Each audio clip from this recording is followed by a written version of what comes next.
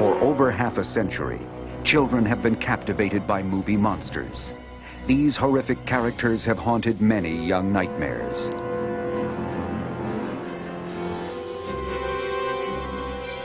Today's movie fans are equally enthralled by cinematic monsters and by the makeup effects wizards who bring these creatures to life. Every day is a bad hair day. With inventive use of new materials and mechanics, these artists and technicians are creating characters that are increasingly more frightening and bizarre. Rolling.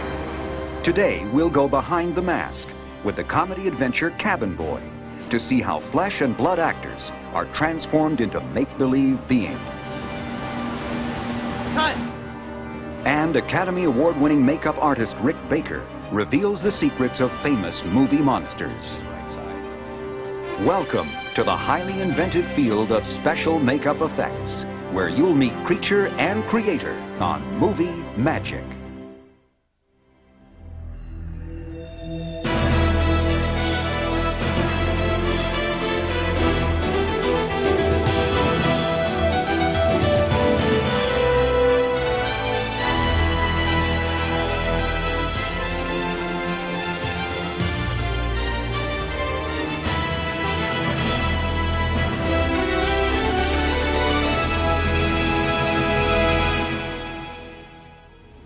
The function of makeup has remained constant throughout history, to assist an actor in the creation of a character. Makeup effects include everything from the addition of a cut, burn, or scar, to the transformation of a man into an unrecognizable form. When a script calls for an alien to live among Earthmen, or dead men to walk amongst the living, the makeup effects artists are called to center stage. For the fantasy comedy film Cabin Boy, producers Tim Burton, Denise Denovi, and director Adam Resnick must create a world populated with strange characters. Cabin Boy tells the story of a young man who travels the high seas with a group of crusty old fishermen. On their voyage at sea, there are a lot of episodes where they meet some very amazing characters. He meets a half man, half shark underneath the water named Chalky, played by Russ Tamblyn. And the masthead on the ship, played by Ricky Lake, actually comes to life. And he learns the ways of love from Callie, played by Ann Magnuson, who lives on an island and has 8 arms or 10 arms, a lot of arms. I wanted something that was very stylized and a little bit older looking. Tony had some good ideas, and he was completely in sync with what I wanted to do. Innovative makeup effects artist Tony Gardner has established a reputation for creating fantastic, sometimes frightening characters for such films as Hocus Pocus, Army of Darkness, and Darkman. Gardner's Alterian Studios is a 10,000 square foot makeup effects lab.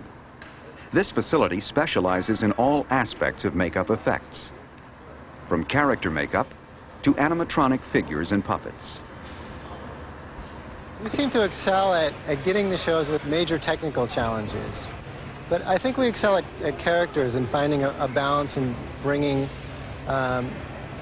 enough fantasy into reality to the point where you buy it as a character as opposed to just, this is a makeup effect. We're able to create whole characters out of what we do. Once the character designs are approved, the effects team makes life casts of all the actors playing the various characters. Russ Tamblyn will have his body cast for a sharkskin suit, and Ricky Lake will have her head and body cast to play the wooden figurehead. Designer Eric Fiedler will make a cast of this actor's head so that the makeup can be sculpted onto the exact shape of the actor's face.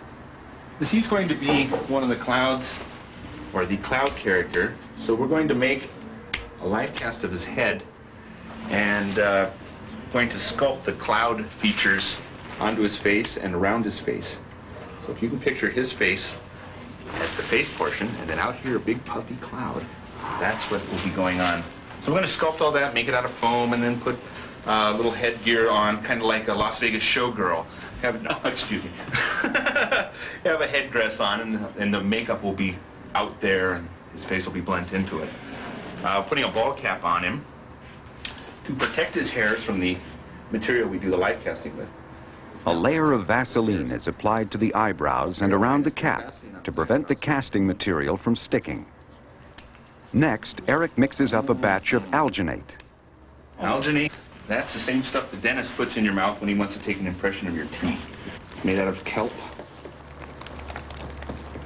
Relax.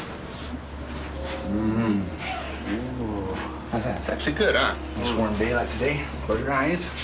All smooths right out. It's amazing stuff. Takes great detail.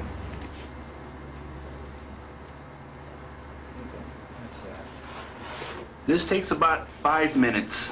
You get the whole thing done in about 14.5 minutes.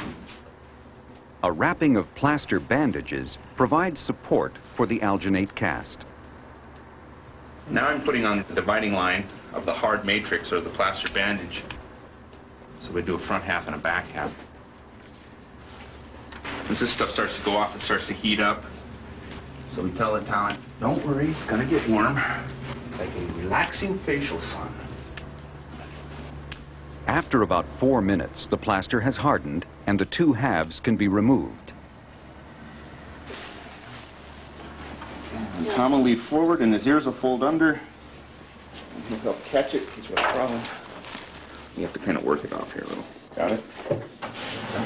There it comes. Go ahead. Go ahead and pull. You slip it in there. Pull straight on. There you go. And... Once the negative of Tom's head is finished, the next step is to fill the mold which will form the life cast. This is Ultracal. It's a very hard type of plaster. There's 3 parts of this. There's this is called a face coat, the splash coat, also it's called. Then after that is the hemp coat. We add hemp or sisal fiber, which is a material that we use to give it strength. It's like straw. Also helps it to make it lighter. And then we put a finish coat on there, making it nice and smooth. Molds in minutes. This will set for 30 minutes. It'll start to heat up. That'll make it harden up. That's it. We'll pop it. Now it's time for the moment of truth. And there it is. A perfect likeness. This life cast will be the foundation for a sculpture that will put the actor on cloud 9. Help your eyes look up. And after a quick touch-up, the Cloud Man is set to breeze through his scene. Okay, lean back and blow. That's perfect. Yeah. That was nice. That was really nice. For many movie fans, Lon Chaney was the master of screen horror. Known as the man with 1,000 faces, Chaney was a genius in the art of makeup. His 1923 version of The Hunchback of Notre Dame is one of the most extraordinary characters ever created for motion pictures. He had this wonderful ability that no matter how horrific or how repulsive his character could be, he could get the audience's sympathy. People like to believe the extraordinary. People like to think for the Hunchback he wore a 70-pound rubber hump. In actuality, it was 20 pounds and it was made out of plaster of Paris. The Phantom of the Opera, made in 1925, is one of Chaney's most admired films. He plays Eric, the disfigured mad organist who haunts the Paris Opera House. When Chaney read the Gaston Leroux novel, it described Eric's face as that of a skull with the flesh wasted away. He would glue spirit gum, which was an adhesive, on his nose, and then he'd place a little strip of fish skin, which is a thin, transparent piece of skin that comes from the stomach lining of fish, and he'd pull the nose up to the way he wanted it, and then ran the rest of the piece of fish skin up into the forehead, painting it down with spirit gum, and that's how he accomplished the up-tilting of the nose. Because his elaborate makeup removed all acting subtleties, Chaney had to employ his body to eloquent effect. Chaney's famous makeup box was the forerunner of the makeup departments of the major studios. By the 1930s, these makeup departments were operating as daytime glamour factories. But at night, in Universal's makeup lab, artist Jack Pierce worked with Boris Karloff, perfecting the face that would influence future generations of makeup artists. My first introduction to Frankenstein's monster actually was in a monster magazine. And for the life of me, I couldn't figure out how you could make someone's head square. A two-time Oscar winner for his extraordinary work on An American Werewolf in London and Harry and the Hendersons, Rick Baker's special effects makeups are inspired by his early fascination with classic movie monsters. Early on, I thought it was Boris Karloff that did his own makeup, until I read in Famous Monsters of Filmland that this guy by the name of Jack Pierce did the makeup. From the research that I've done and knowing what makeup techniques were at the time, I believe most of it was done with a buildup of cotton and collodion. Collodion is this kind of liquid plastic type material. I really pity poor Boris who had to go through this makeup every day. First day, I think he put some spirit gum on his brow, stuck some cotton onto it, painted on a layer of this collodion, put a little bit more cotton, a little more collodion. So it was laboriously building up layer at a time to create this brow. But it took hours to do. I've read 8 hours, I've read 6 hours. I couldn't believe either one of them. It's a long process. And to be sitting in a makeup chair that long, to have some joker painting, plastic on your face isn't really a lot of fun. I spoke to some older makeup artists that knew Jack Pierce, and they said that Boris, on occasion, would actually wear the makeup home rather than going through the laborious procedure the next day. He actually would go home, sleep, between a couple of books and try not to roll around on his face, and then come in the morning, and then Jack would have to do a certain amount of repair to the makeup, but it was less work than starting the whole process again. At a very early age, I was fascinated by monsters. I would watch monster movies on TV whenever they would come on, and just decided that would be a really cool thing to do, is make a monster. At age 18, Rick Baker became the protege of Dick Smith, the creator of the unforgettable makeup effects in such landmark films as Amadeus, Little Big Man, and The Exorcist. With Dick's encouragement, Rick honed his skills and then went on to train a new generation of makeup artists, including Tony Gardner. With Rick, I had the opportunity to do a lot. I came in as the runner, and you sweep the floors, take out the trash, that kind of stuff. And as you show you can handle more responsibility, you were given more. In 1988, Tony Gardner formed Alterian Studios to continue the tradition of makeup effects pioneered by Lon Chaney. Terminator is an insect. But the materials and techniques have constantly improved. Foam rubber, first developed in 1939, allows artists to form-fit makeup to the actor's face. This foam appliance is detailed enough to look realistic in close-ups, and at the same time, eliminate the mounds of putties and cotton used by Jack Pierce to build up Boris Karloff's facial features. Even though methods have improved, the makeup effects for Cabin Boy are as labor-intensive as any previously created.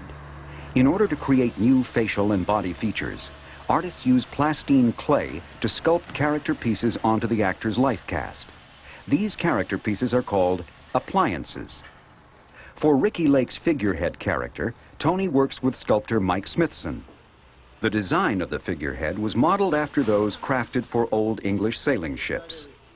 Careful detailing creates a weathered wood effect with a deep grain pattern. Once the design is sculpted, a mold is made of the clay appliance. This process is similar to that used for the life cast.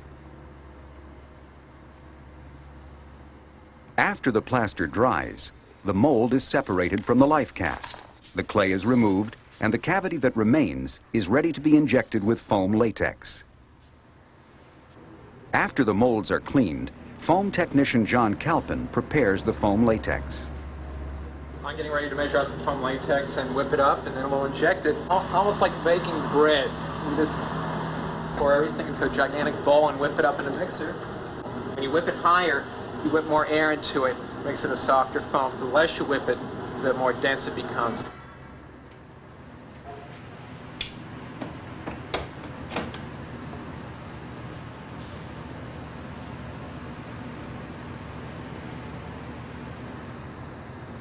The foam is injected into the appliance mold until it begins to seep out of small channels. When the channels are filled, the appliance should be free of any voids.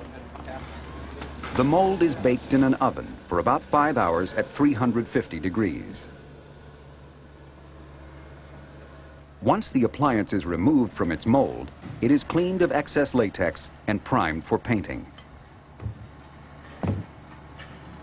The foam rubber looks and feels like human skin. These appliances even have pores that allow the actors to perspire through the appliances rather than underneath them. Finally, after weeks of preparation, the character pieces are ready to be attached to the actors. Actress Ricki Lake arrives several hours before the rest of the crew for her makeup application. A medical adhesive called Pros-Aide is brushed onto the actress's face. What's that? It's boric acid. Dissolve your nose so you can get a flatter Clearasil. wood texture. Oh, that's so it sticks, right? Listen, you. The nose is glued first. Then the cheeks. As the mask is glued to Ricki's face, it becomes a second skin. Now, when am I going to be able to move my face? You can move right now if you want. It feels restricted. Oh, it'll work in. The most important work is the blending of the edges of the makeup with the actress's skin. The seams must be perfect to avoid detection. Scared me. I'm sorry.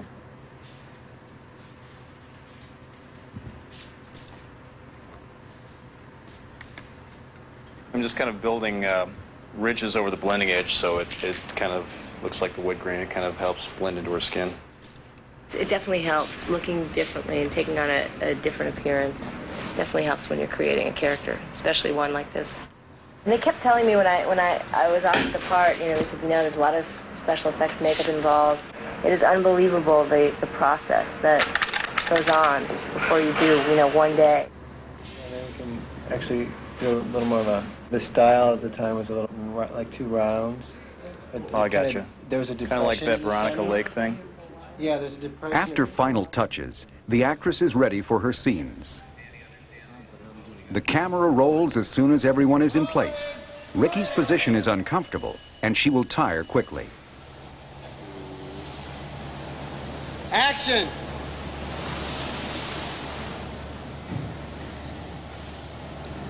Ricki. Pat. Great, okay. Great, Ricki, okay. After Ricki works through a full day of shooting, Tony Gardner and his crew must then remove the actress's makeup. When the makeup effects are as elaborate as the figurehead character, this process can take several additional hours. But for the Alterian team, the figurehead is only one of several characters they are responsible for. Here, actor Russ Tamblyn is being made up with another foam latex appliance to create his Sharkman character. Brian Pennicus has been given this task. This is a surgical adhesive that Dow Corning makes. Since the dawn of theater, actors have used color to create character makeup. And now, color is the final step in creating these makeup effects. The basic foam appliance has texture, but needs color and shading to complete the illusion. For the makeup colors, we use a standard palette, but that offers 6 or 7 blues and a black and a white. Well, Brian did a test paint job on the little Russ Tamblyn to determine the patterns and the basic colors. And we'll gradually work our way from this prosthetic adhesive paint to regular makeup as we work our way forward over the body. Now I have to go in and break up all the flatness of the gray. Then we've got to break up the edge here so that it dissolves more into his own skin. Once you get all this gear on and start looking at yourself in the mirror, it's such inspiration. I've got a fin on my back. A lot of times people, you say, oh, I was in that film, and they'll say, oh, who were you in it? And you have to kind of explain, well, I was the guy, or the lawyer, or the this, or the that. See, I was the shark man. Make this match the point. Just kind of stands out. Do I look normal again? I mean, who would think? I'm just a normal, average actor with a robe. Finally, Russ is ready for the camera. In this scene, the cabin boy has been thrown overboard and he sinks to the bottom of the ocean. The shark man swims to the rescue before the cabin boy drowns. I approached the makeup effects more as characters as opposed to just a makeup effect. You have to figure out the character and how to make the character work. The continuing demand for new characters and greater realism presents makeup artists with challenging problems. They respond with confidence by inventing new techniques and materials and creative ways of using them. And it's almost like presenting a magic trick. It's what's all the dressing that fits around the actual effect itself to make it work and make you believe what you're seeing. The credit belongs to makeup artists with talent and technology who create memorable screen characters that could never have existed without movie magic.